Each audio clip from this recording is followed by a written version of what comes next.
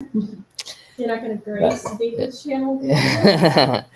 All right, today we're gonna just this Sabbath. It's gonna be me giving basically testimony about my trip and just talking about it and so showing some pictures over Facebook. So I guess I'll start with like how I got there. Um, Traveling over to the Philippines was there's a bunch of changes. Like James was asking me to basically he wanted to extend my trip and stuff, so I was like I put extra money towards going and I was kind of nervous because all the COVID stuff too. But it kept working out. It's almost like every couple hours something worked out. The booker would get back to me, and then eventually the date was pushed forward, and I just ended up going. And then when I get there, if you're not vaccinated, they make you quarantine for 5 days. So I was quarantined in a hotel, and during that time, I found out that James had decided to immediately go back to the United States. So I thought possibly I was going to be with him for like 1 week, but then I get there and he's like, no. It turns out that he has to go back to the States. So I get out of quarantine and I don't know anybody. So I meet up with this associate pastor. He's from Pakistan, and he takes me to Los Baños, you know, and in Los Baños, there's Pastor Roosevelt Fortu, who is the pastor there, and he pastors like 19 churches. Like he's kind of an overworked, but that's a lot of the pastors in the Philippines. They're very overworked, and there's a lot of people willing to do Bible studies, but there's also very few people who can give Bible studies, which I found out. I found there's a lot of Christians, but not everyone knows how to give Bible studies, like simple Bible studies where you just mark up your Bible or go through, have simple lessons planned out. Um, they just didn't have that. So I spent a lot of time with people teaching them, like going over actually Sabbath, Day of the Dead, which is Christ is life, Christ is immortal, and the sanctuary in heaven, and then putting it in justification by faith. That was new to a lot of pastors. I met like also too. I went to this one party when I was there. There was a birthday party, and I didn't know where I was going. They were speaking Filipino. Oh, we're gonna go. I thought we were going to Bible study. And it was a birthday party for like the conference leader in that area. And so I go there and I start talking about these things to everyone. And then everyone's like, "Oh, you should come preach at my church." She's like, "Where's your training?" I'm like, "Oh, I don't have any training. Like, one of my mentors is David Leone. I just sent him to your channel. I said you should watch this documentary, Mega Apostasy." And then all of a sudden, I'm interacting with all these guys, and they're the conference leaders of Lizone, and so they're just hearing this stuff like it was for the first time, like because they're studied, they know how to give Bible studies and all this, but justification by faith was not this obvious thing to them. It became obvious in our conversation, and they made the connections, and they became very excited, which is always seems to be the first blush of like truth, it's just people, it stirs up excitement, and then sometimes there's conversion and sometimes there's war against it. But I didn't get that far yet, but I saw the first, like, okay, there's the first peak of interest. So just so you know, the Philippines, the strongest sort of Christian ministries there are health ministries. There's not a lot of Bible teaching ministries. It's very health oriented, which is great. They're very popular. There's a lot of people coming to churches to get health training and to do cleanses and stuff. But sort of a split has happened over there. There are people who are very institutional and say are super pro-vaccine, to the point where it's like they cause enmity and they look down upon people who choose not to follow that path. It's, hey, fine, that's your choice. Listen to your conscience, no problem. But it's the whole looking down, like everyone else is stupid and everyone else is, you're in rebellion, and there's this attitude. And so it's weird because like the people who aren't getting vaccine, they're like, no, we just convicted that there's a natural way to heal yourself and all these things. Like we just don't want to participate in that. Why should we lose our jobs and all of this? And so I was dealing also with that. So basically in Los Baños, I just, I gave Bible studies, and I preached on these topics, and a lot of people piqued a lot of people's interest. But the people that sort of stuck around me were these people who were like, okay, like I'm not really worried about the institute. I just want to know truth. And that's kind of what the COVID thing I discovered in the Philippines, very much exacerbated. It very much showed that there are people who just, I generally just want to know truth. Obviously, institutionalism isn't going to save me. And so I'm not in rebellion. I just, by circumstance, have now become someone who just generally wants truth, which is very interesting. And I bring this up because the next place I went to was Batangas. And Batangas, is on the east side of Luzon. And there's families that live in the mountains there, country living. And so when I get up there, I do the same thing. I'm teaching and whatnot. And I find out a lot of these people are buying country living because of all the problems the vaccine has caused. And it created this group who's been convicted to sort of learn to be self-sufficient, live off the grid, and very much like open to being taught and open up these opportunities. I met this one family, they're the Curiman family, Punch and Elma. They sell medical supplies in Manila. They have a business. And Punch used to be a pastor in Seventh-day Adventist Church, but now he does independent ministry. And he's well respected and all that, but he was like, again, there are certain problems that came up, which not out of rebellion, not out of him wanting to do his own thing, but out of circumstance, he had to start his own thing to protect the ministry he believes in. And he's very well respected. He's a very, in history, he's like a Melanchthon. There's Luther and Melanchthon. Melanchthon was an institute guy, but he loved truth. And he wasn't a rebellious guy, but, he wasn't, it was only circumstances that moved him out, and that's his Punch character. And so I'm up there teaching and I realize God is doing something. There's a whole health ministry, retreats being developed. And so the message of the fourth angel's message, and when I say that, I'm talking about in Revelation 14, there's three angels, right? And they cluster around the great truths this ministry teaches, and they place them in the context of justification by faith. It magnifies it, right? It shows Christ and his sacrifice and what he's done for us. And it makes that the great theme of all of Scripture. And so teaching that over there, people become very interested, They're just like, why does that make so much sense? And now there's not all this resistance of like, hey, are you, do you have a degree? Where were you trained? It's like a lot of people are in this truth mode. Like, okay, what's truth? Up there, I'm staying with a family. Alan is the father. He sends me over to the Curiman's property to bring some avocados to sell to them. Elma, apparently, they have some avocados that grow there, and so they, will sell them to the people around them, make a few extra dollars. And I'm just like, okay, I'll carry it over. So I carry it over there, and then Elma Curiman, the wife of Ponce, says, why don't you stay? Like, I'm not going to give you the money. I was ready. I was tired. I was like ready. Like, yeah, just give me the money. I'll go back. And she's like, no, I'm not going to give you the money right now. I'm like, what do you mean? She's like, no, you stay, and then I'll give you the money. And she wanted me to meet this Dr. Johan.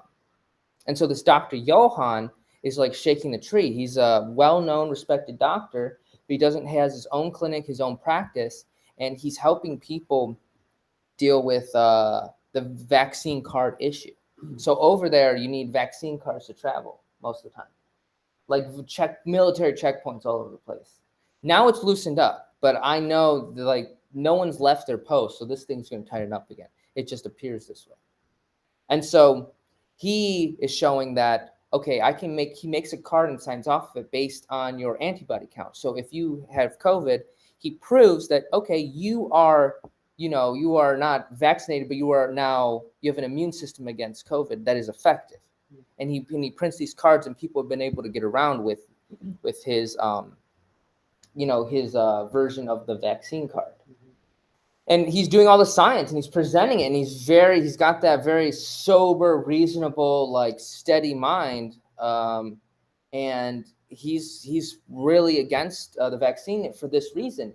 His own patients, his personal experience is that their immunity, however you count it, there's a way to count it in the blood, white blood cells and antibody plate, whatever it is, are significantly lower in people who've gotten the vaccine. They're more susceptible to being sick. So he's like, if he's actually going to care about his patient's health, then there is the health, there's the natural remedy to health, boosting your immune system that is way more effective. I mean, it is numbers. He says people are shocked when they test his blood, and he explains this to them because he's way more immune than people who have, gotten the vaccine themselves. So this is just his science and his own research. I start sharing with him, about the gospel and all this, and we connect. I mean, he just felt like a friend. And so he's just an interesting character, I don't know what that's going to lead to, but like he's there doing that work, and he's in big support of these health ministries, and they want Bible teachers, and they want this, fuel for evangelism and stuff. So it's like there's a bunch of people like willing to come hear the gospel, but there's just not enough like healthy programs that have like the health message and the gospel combined. There's just too much like politics going on that really the church seems to be divided on all levels, people in all denominations, really. And it's kind of like interesting. It seems like that's the future of what's happening to America. They're almost like a few steps further. Yeah, that's what it seems like, And so during that time, I bought a ticket to Mindanao, and I'm going to go travel to Mindanao now from, Batangas. I decided to go to Mindanao with a friend named Leaf. And Leaf says he has to go to a wedding, and he was too busy, which was fine. He had his reason. So I'm going by myself. And I'm a little nervous because I'm texting Dave, and he's sending me articles of like people who've been beheaded in Mindanao, kidnappings. Because 3 years ago, there's a bunch of war. It's a Muslim Catholic island, Now it's kind of peaceful. Now it's fine, and it's like, no problems. But for the most part, there's certain cities you can't go to. It's just kind of dangerous, and it's very anti-Christian, But I go there anyways, and I travel by myself all the way to this farm. And the owner of the farm is named Rona. And what is she trying to do? She's trying to start a health ministry. She's felt convicted about country living. And so she had inherited a farm. Her parents were big farmers. Her father was actually the mayor of the city where the farms are located. Is that the one in the video that you put up? Yeah, who does right, Rona. Yeah. She's planting the tree, and there's like this method to growing fruit trees and stuff. She was explaining it and everything? Yeah, she was explaining it. And so she does all this farming, and she's growing this. She dedicated her farm to, not just country living, but doing like health ministry type stuff. She wants to put up a storefront that's her property butts up to a main road, and the storefront would like sell soy milk. She grows a bunch of soybeans. Ooh. And then barley and vegetables, and so maybe some simple dishes, and that's her vision to help fund the farm. So right now, recently, she just messaged me. She got a family there to help farm the land, like natives, And so they're Adventists, and so she feels comfortable with that spiritually. Spiritually, that's important to her that people, believe like the Sabbath, justification by faith, like certain core doctrines, and that they're spiritually on the same page. And so this family fits perfect. But she wants also 2 missionaries. She wants people that can use money and run the shop. So that's when I thought of Isaiah Milana. Yeah, so Isaiah Milana, I'm going to send them over there. And the plan is to go back in October, do 2 months of health training with James, and then send them off for 4 months or possibly more on this farm with Rona. It is kind of up in the air, though, because everything I've planned has changed. So I'm not going to promise that's going to work out, but right now that's the plan, That's just kind of how I see it. So on that farm, I meet this guy named Caesar. And this is kind of really what I want to talk about, like the spiritual. If I learned any spiritual lessons, it was through some of these farmers. There's a guy named Caesar there, right? Super humble guy. Doesn't think very highly of himself. But he's an expert farmer, native. He speaks 5 languages because there's other native languages in Mindanao. And I'm going to actually try to sponsor him to go to school for a year to get health training. So that's my goal. I'm gonna help him go through that. But he's just honest of heart. Like his whole life just been farming and working hard. Just has a strong continence and ability to learn and an honest heart. He loves these truths. And we were marking up his Bible, putting Bible studies in his Bible that has some native language in it. Yeah, and so Caesar became, he was really my brother. I love this brother, and we got along really well. He will catch cobras with his own hands. Yeah, he just has that. There's this raw sort of farm boy mentality there. Come to find out, Mindanao was like one of the places that was really, it wasn't completely, and it was hard to conquer for like Spain and Japan. It was just like tough, and that's what they were telling me. And the reason is because the people are like so fierce, and it's just farm boys. That's what it is. It's just these farm boys that are just used to um, trying circumstances, famines, hard work, all this, and they're going to protect their land, and they just have that ferocity to them. But humble, quiet. There's also this native, this father and son that came to help out, and this 12-year-old man, he worked like 10-hour days, no problem. I mean, barefoot. They walk barefoot. And there's cobras. There's fire ants too. I stepped in a fire ant pile, and it just went on my leg and just started biting me, and they hurt. Yeah. No, it wasn't fun, and I had to run away, just wash them off, brush them off, pull them off, and stuff. And they left a bunch of welts on my leg. But yeah, these guys barefoot, no problem. I mean, it's just they breathe that life. And yeah, this little 12-year-old man just never complained. Maybe asked for juice sometimes, and it just makes me think of the who's going to inherit the kingdom of God. Like the contrast is that over here in America, I'm used to like everyone making an excuse, everyone like saying, but I need to protect my image. There was no protecting your image there. There's some humble farmers that just will listen to the truth and just say, hey, like if this is what God said, this is what I'm gonna do. And that was Caesar, and that was a lot of a few people I met where it's like they just listened to, once they knew truth, they're like, well, this is the truth.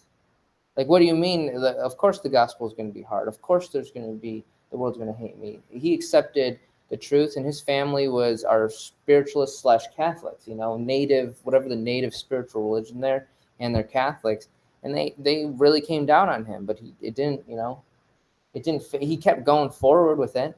And then it wasn't like his work was easy. His work was hard. The reason he could deal with cobras so well is because early on in childhood, he got bit by a snake.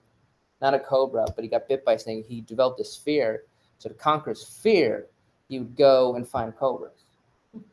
And he would learn to work with cobras. Yeah. And so it was life of trials. And then you talk to him.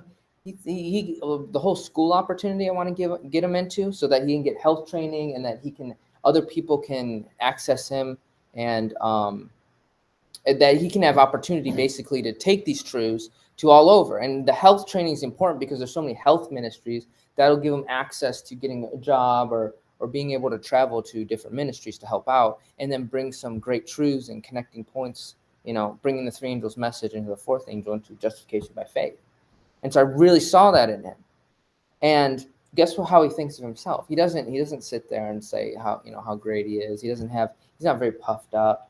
He's the type of guy that when it rains, he can watch the rain for 3 hours, no problem. But you know what he does? It's like, how do I describe it? He is, though, when you actually look at him, he speaks 5 languages. There's a lot of great qualities of him, but he doesn't reference that. He just wants to know God's will, wants to serve him, and doesn't think much of himself. I mean, it was like a real testimony because there's no Wi-Fi there. It felt like I was back in time. There's like people riding their little carts with Carabao, and there was no Wi-Fi. So it was like super slow living. I just realized how spoiled we are. I think. Yeah, spoiled, but it's not just spoiled in things. It's like spoiled in, there's a lot of presumption that we have.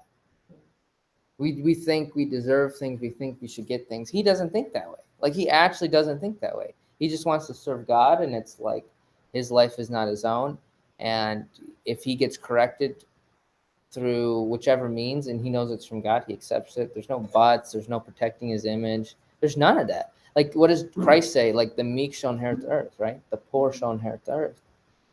That's what it is. When he knows it's from God, that's everything to him. It's not because he thinks he's so great. It's because that's what he loves. He really is like, this is everything to me, And he doesn't see himself as righteous. He sees himself as a sinner in need of a savior. And justification by faith is this great truth that he wants to be used with, and to teach. And so that was Caesar, and I just absolutely fell in love with Caesar. And so he's going to turn into a missionary, and Isaiah and Milano will help the farm and sell the soy milk. And like I said, this is only right now until triggers are pulled, until people actually go. That's when I'll say it's happening. But right now, that's the plan. That's just the plan. But that's the hopes too. And so that farm experience in Mindanao was so great. I mean, it just like slowed everything down and just gave me a perspective of like what meekness is, what it means to be a humble character, but tough at the same time. Because these guys are tough. Mm-hmm. Hard work doesn't faze them. You're not, they're not rude. They're not in your face. They're not trying to, present their greatness to you. They're just like, hey, I just want to do my work, get paid. Oh, you Bible study? I'll come to your Bible study. No problem. And then when they listen, they don't listen for 20 minutes. They'll listen for like 3 hours. Yeah. They have the focus that we don't have here. I want that focus. Too many distractions. Yeah, because they'll sit there and they'll watch plants grow. So much so, you got to understand, Caesar will pick up on nature changing. Like bizarre things. He's like, yeah, the ants have moved here because of the weather patterns are changing. He's like, I don't know if it's global warming or what. He's like, I don't know what to believe. I just know the rain season has adjusted and these animals are moving this way. Like, who pays attention to that? That's his TV. That's his entertainment, is watching nature. Like what? And he's very observant. He also notices trees are growing different. Like, who picks up on that? He does. Because to him, those little changes are a big deal to his world, But that gave him the focus he needs. And so sitting down for, 3 hours at a time, that's nothing for him, Plants grow a lot slower than a conversation. Well, they get bored and watch plants grow. We get bored and get on our phones. TikTok, right? Like every 10 seconds, we're zapping ourselves. And I don't know. It's just kind of interesting to observe. And then there wasn't time for me to distract myself with YouTube videos. I really had to think about it. It's like, God help us. I see the people are going to be rewarded in heaven who just, hey, I'm going to serve God and I'm going to give. If we're counting and measuring by 2 mites, story of the woman who gave 2 mites, right? Yeah, her story gets to go on into eternity, right? Did she know? Did she know that was her impact? No. But she gave everything. She gave her 100%. Someone else giving more money wasn't 100%. And so you'll have people in heaven. I am convinced that there are going to be people in heaven where Christ calls their name for the reward and tells their story. And we're going to be like, okay, I studied church history. I read a lot of books, but I never came across this guy. Because there was no one to record his story, And that's what it felt like. And then, so I left that farm and a really good place, and it's set up to do some great mission work if some missionaries can get there. There's so many untapped areas because all the war. This is something I wanted to clarify too in our conversations. Is since there's so much war, there's almost no mission, barely any mission work. There's outskirts of health ministry, but no Bible mission work going on.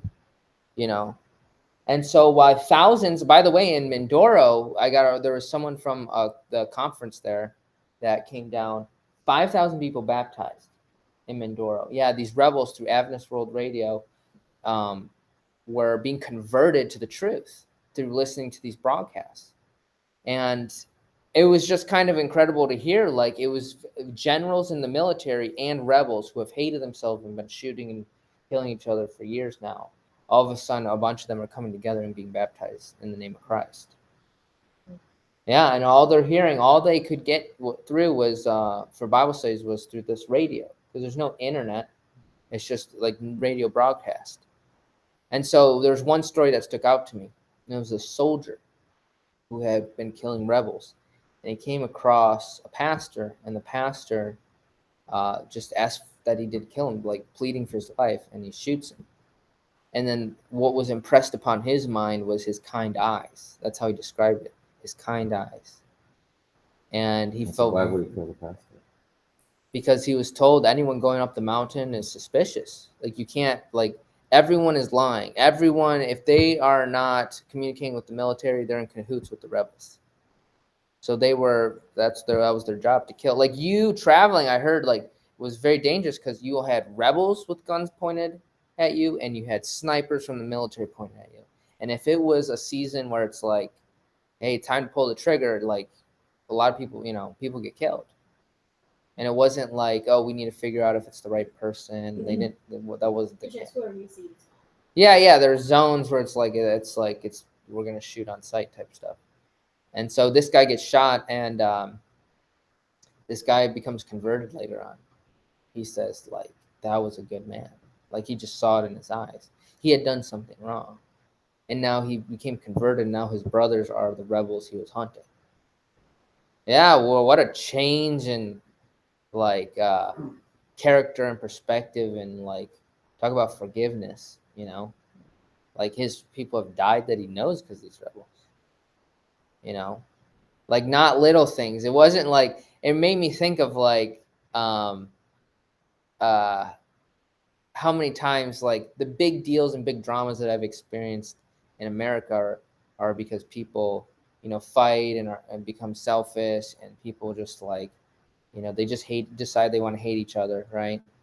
And then you step back and you're like, but these guys were killing each other, and then they became Christians. Like that would be a good reason to hold a grudge if someone murdered your family, right? That would probably be like, yeah, I'm not going to hang. But they were getting baptized together. The rebel leader trusted his kids are standing next to some of the soldiers that were hunting him previously. Yeah, like, that's what they were describing to me. I was like, whoa, like, that's incredible. So that got me so excited. I'm just glad that there are people out there doing the work. And to me, it just feels like it just got me motivated. Like, coming back here to the States, like, that's what it's about. I want to know where genuine Christianity is. I want to do whatever God's calling me to do to spread the gospel. I think that's the most important thing. And I think what's coming is something that's going to be there's going to be a lot of trouble upon this earth. It's that war zone produced conversion. And all I know is that these extreme cases seem to be where the most conversions are. And as I was reading too, I was also reading some letters. And one of the letters we're talking about this pastor called Pastor Hull. And I was reading about him. And so a stirring of interest didn't amount to conversion. And it got me to think, like, okay, why are people converted then? Well, you have to know Christ is your life. And the ultimate context for that is going to be when there's death. And when you're around death, all of a sudden, okay, Christ is life is the most important thing. And that's what kind of, like, sort of cleared up for me. It's like, I could understand that before, but it's like, that seemed more obvious when I was hearing these stories, And that's what I think is going to happen in America. That's what I just see. Everything seems to be pointing that way. And so who's going to stand? I see the Caesars. I see the humble who are like, what is my duty? And that's what they're concerned with, who Christ is. And they're not in it for themselves or their name. They don't really have that, like, desperate need to validate themselves. They've just been humbled their whole life, working hard, running into problems. And I see them as this gospel needs to get to them, and that's really where it sort of changed my heart, was like, I want to put the gospel in these people's hands. I don't want to have the perspective like I'm the American, need to be the teacher and all this. I'm like, I want to train up these teachers. They're going to take it farther. I just saw that. Like, no, because they're not making it about themselves, And so where are they? That's my, now coming back here, that's what I want to just help find those people. That just, like, this is everything to them, and that's what they're concerned with, And so I come back from Mindanao and I go to Manila, and I guess what I'll do is I'll just show you guys the pictures later. I didn't end up clicking through the pictures, which is fine. But I come back to Manila and stay with the Kudimont family for a couple of days before heading, getting on the plane and heading back. And it was nice. Manila is very Western. Oh, actually, before that, I go to James' property. So I didn't see James, but I call him and he's like, yeah, just come to my house. His house is great. Like, he has the potential to do some great health ministry, and he's becoming more popular because of all the infighting of the institutionalism. And so he's actually curing diabetes, actually changing people's lives through simple health remedies, natural remedies, and the results are standing for themselves. The degrees are, it doesn't matter, right? You can have all the degrees you want, but the results will stand for themselves, and that's James' ministry. And so God has blessed him in the last 2 years to this developing this great property for health training, ministry, cleanses, and he even has a little church, like a little uh like wood hut, and very nice. Deck, yeah. Yeah, I don't know how to describe it, but and then everyone will gather there to be taught the Bible and to talk, and so it's kind of, he has this great property set up. It's by waterfalls. I got to swim in some waterfalls. So the last 5 days felt like almost like, okay, like, yeah, it was like a little like cool down, and just got to see some cool stuff. Got to go to a couple waterfalls, swim in them, and do some hiking in the jungles and different. That's where I saw monkeys. I saw a monkey, and but I just saw the potential. I said, okay, there's something here. God's trying to do something. I can just see it. There's these conflicts, infighting. There's these wars that seem to be subsiding in the gospel, and it just, the checkpoints and everything sort of give you it's like the feeling of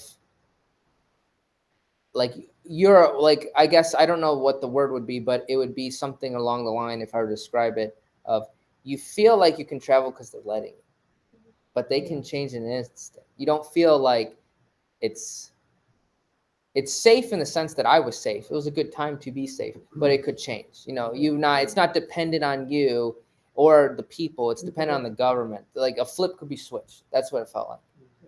And so I just know that that's what's coming to this world. And so what's important? What are the priorities? It's going to be saying, hey, instead of following suit and saying, I'm going to prioritize my safety, I'm going to prioritize the gospel. I'm prioritize bringing people into the gospel, whether it's by health ministry or by other means, And so, the last day I'm there, guess what? I'm at the mall with the Kuriman family.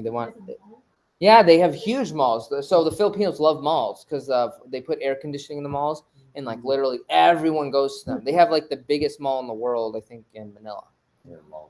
Yeah, it's massive.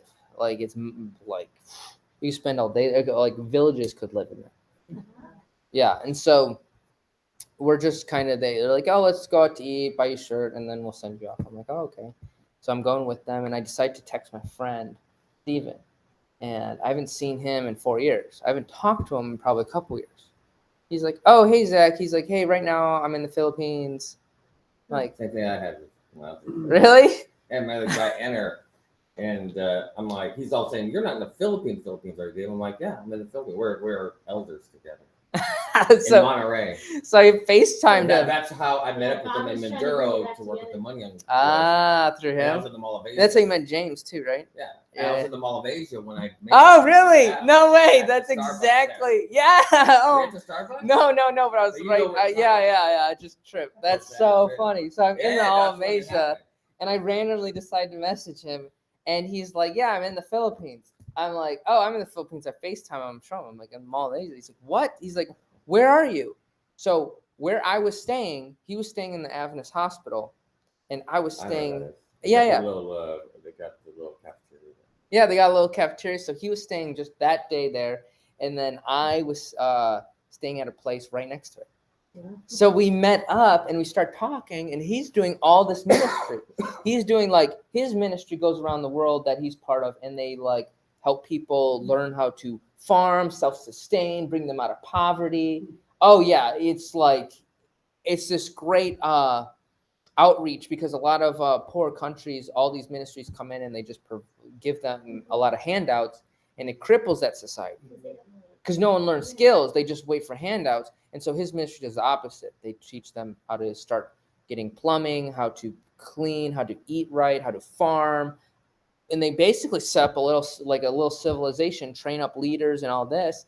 And so he's connecting with me, and that's where I'm gonna send Caesar to one of the schools that they have.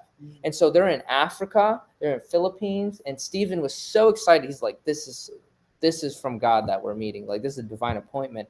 So we're gonna connect up, and when Connor gets here, guess what? He's gonna teach how to do biblical farming, how to the best way, because his passion is agriculture. He went to school. Get this is a little bit of Stephen. He went to school for theology and agriculture. That was his degree. But he wasn't a school guy. I mean, he just struggled. He just was like, everyone come down on him with information, and he's like, oh, okay, what about simply serving? What about going out and doing something? And his parents had made him go to school, and he's like, but Zach, whether I went to school or not, I would have pursued agriculture because he just loves it. That's just what he breathes, and that's what he feels called to do. And we're talking about the Bible, and he's loving Bible plan and Return to Christ teachings. So there's a connection there where he'll fly out for a week, and he'll get us all trained up to start a farm if we want to, and he'll bring friends, and we can do a whole seminar. And so it was just kind of interesting, set up this country living type stuff, because he believes the same way. He thinks we're heading towards a small time of trouble first, and then a time of trouble. And he's like, yeah, country living is gonna be important. And he's like, more than that, it's just good for the soul, and it's and to know how to do this is to be able to do more, have the opportunity to do more ministry.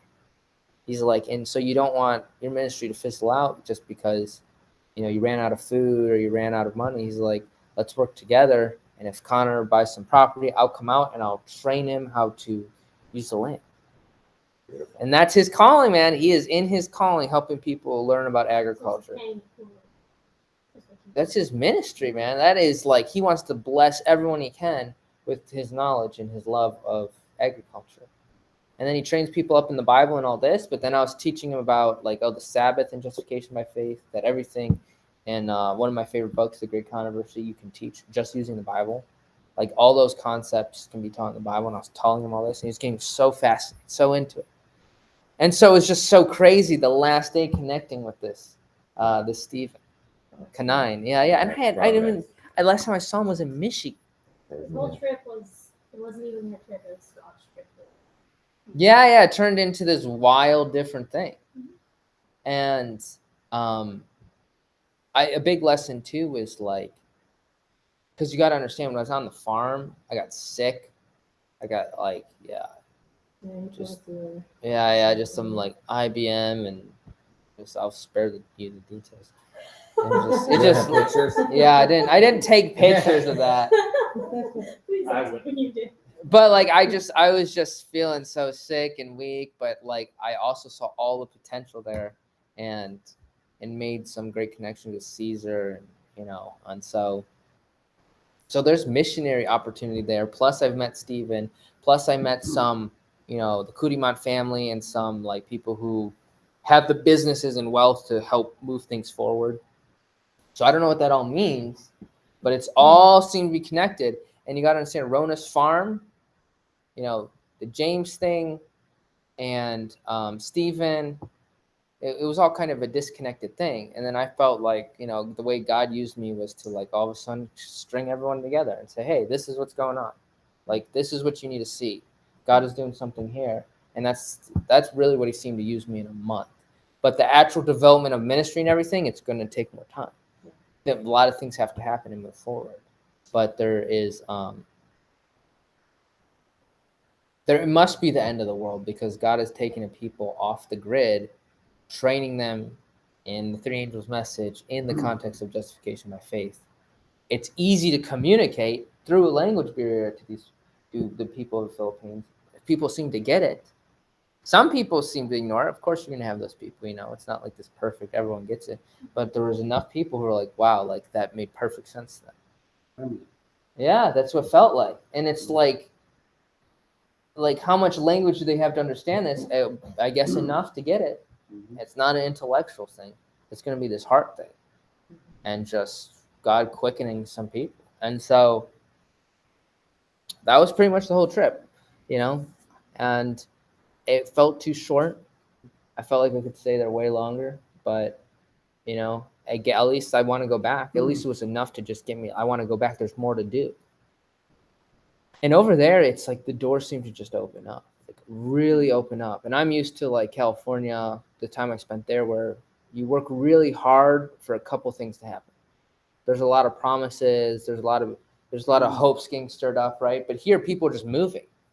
It was like I don't know what it is about a poor country like the Philippines, but nothing's happening unless you're doing something.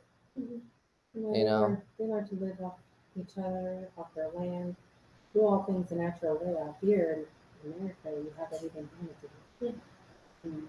Unless you search to learn those things, it's not part of your lifestyle to do what they do. Yeah, whatever it is. It's like they have this close connection. Out here, everybody's just like, stay away, don't look at me. Yeah, the Some of us streets is are like, packed. That's you'll make true. eye A lot of contact and they're not even like, hi, how are you? yeah. I do that stuff, but so many people, it's like, bump right into you, they don't say sorry, and it's just disrespectful stuff. And I feel like in those kinds of countries, they have to learn to love each other, be like a family out there. Well, I think there's some truth to that. I think there's some truth. Obviously, you're They gonna don't have find like the internet that we have.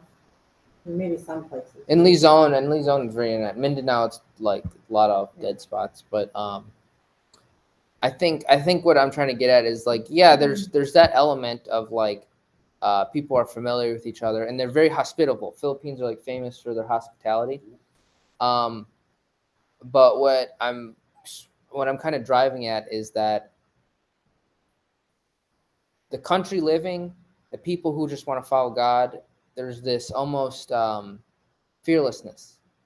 There's almost like there's certain people I met, not everyone, but there's certain people I met where the threat of turmoil and trouble doesn't shake them. Like it's like, yeah, in a very real way though. Like I'm walking through the jungle, I'm praying like, God, I don't want to get bit by a cobra. I don't want to, like, all these thoughts like, okay, I do not want to slip down this mountain. Like, and guess what? I was slipping down a mountain, grabbing these plants that were sharp and they're cutting my hand. And then Caesar comes and gets me and he grabs me like this. He's like, hold me like this. And he navigates me up the hill. And it's just kind of that, like, he's already fallen 100 times down that mountain, and just, so it was just kind of like that. I don't know how to describe it really. I'm going to keep thinking about it and finding better ways to, keep the lessons alive. But well, I think what you're seeing is people that are, when you live that type of life, what else are you going to be taking away? You can live right off the land. People that have no skill set, and like in America, very few people have any of those skill sets. yeah, It's very easy to frighten those people because you turn the internet off, they freak out. You turn the power off for a few hours. yeah, that's true. It's a different mindset completely. Yeah, it is a different mindset. And so, even James, even the people who are doing really well off, I think ultimately, like, the ones that I met are down for ministry too. So it was like, felt like God's doing something. And I felt it was really good for myself, coming back over here with those lessons. So anyways, that's it for today. At least I recorded it, and I hope you guys got something out of it. If you guys want to go to the Philippines, let me know. I'll take people. We'll go over together, no problem. If you want to go, So I'll talk to James and stuff, and I think it'd be a great experience for everyone in this group to go over, and hopefully, like, as this group grows, we have also groups going to the Philippines. It's just a good experience. It's just like, more than that, I think God wants to train people up, and I think that's part of the training. And the Philippines can use it. They're real people who really need ministering to, and there's people here that really need to learn how to minister. And it's just, is that not how God uses his body? So I think we have a tremendous opportunity. We talked about what is the big war going on. It's not where the Adventists lead Muslims, it's the Catholic Church. Sounds Yeah. Yeah. So what that leaves is an opportunity for somebody coming the third way, but it's not. Well, believe this. So this is kind of cool. Caesar told me that when he became Adventist, he was accepted by the Muslims. So the Adventists are both, they're kind of accepted by everyone there because Adventists don't eat pork and don't smoke, don't drink, and want to have a healthy lifestyle. And the Muslims respect that because they think down on everyone because they're unclean. They have unclean habits. The Muslim cities are super clean compared to Luzon. It's weird. It's like they keep their streets clean and they have this very like they are clean mentality. And so anyway, Caesar told me that. He's like, yeah, if you get kidnapped, like just make sure you tell them that you're Adventist. Don't say you're like Catholic or Christian. Like it'll be better for you. Well, there's the other thing too that I think Yeah. is Adventist Goodwills, they have a reputation for excellent hospitals Yeah. in very bad areas, and they're the best hospital around. So that is another reason that they have a reputation, and that's something to use, absolutely. Yeah, unfortunately, the hospitals have just become very state-oriented. Well, Yeah. well, I'm not sure. I mean, over here, they've been selling them off. It's been a sad thing, but I still hear that there is still a good Adventist hospital. Yeah, they're still well known. Yeah. They're still well known. Yeah. But if they've sided with the state and they're pushing the vaccines, that would be a sad thing. Yeah, it's kind of like out of this mess, God is going to do something. But that's part of the mess or that's some of the disappointment with a lot of people moving into the country is like their hope was like, okay, like natural remedies and cleanses and the health message are going to be embraced, but they were kind of pushed aside for government type medicine. Like what is what's the official way of handling, what's the medication for this, and and then once the hospital started firing people, like really cutting people off, that's when there was some problems. Mhm. So